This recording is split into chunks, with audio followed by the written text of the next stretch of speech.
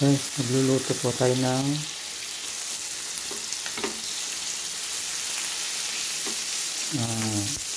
sitaw. Ito yung mga ingredients na niluto ko.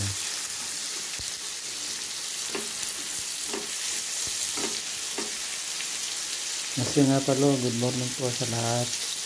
Ito po, magluluto ako ng sitaw. Patsamba na ulam.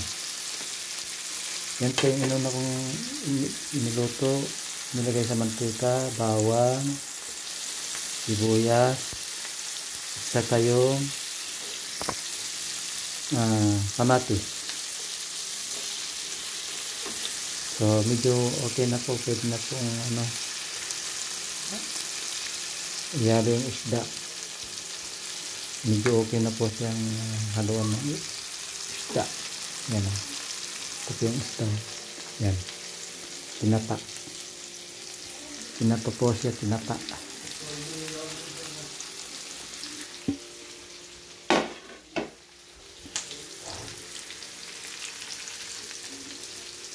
Magulo yung kusina guys. Magulo yung kusina ko. Yan o. Kusina magulo. Yan. Napakagulo. Hindi pa naayos kasi nagluluto. Tapos kaninang umaga may kumain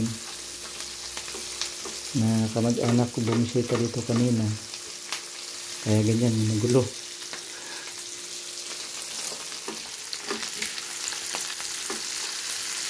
Iluluto ko na pa yung ito, yung pinaka, nahalo ko na po siya.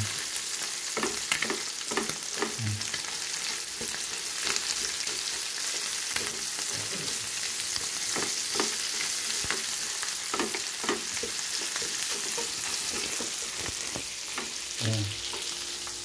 So, pwede na pong haluan ng gulay ito na mamaya. Ilasan ko ng gulay.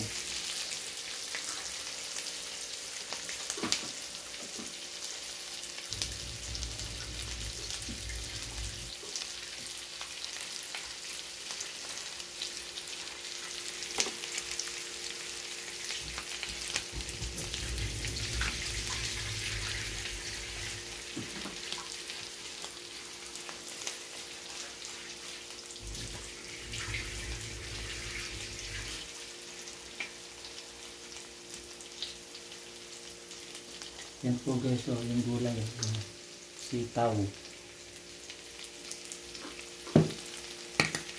So, ihahalo ko na po siya. Tapos nang nahugasan.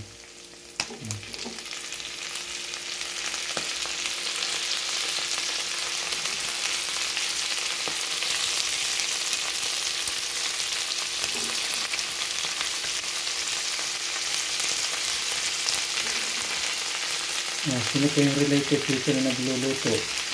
Bagyo din. Hindi ko po alam anong ibig sabihin na luto ito. Ito, para sa akin lang, patsamba. Patsamba na luto.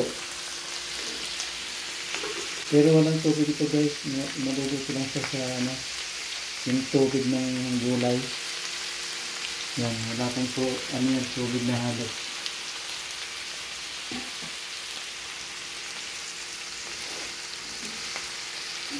Halo na po natin siya para pantay ang pagkaluto.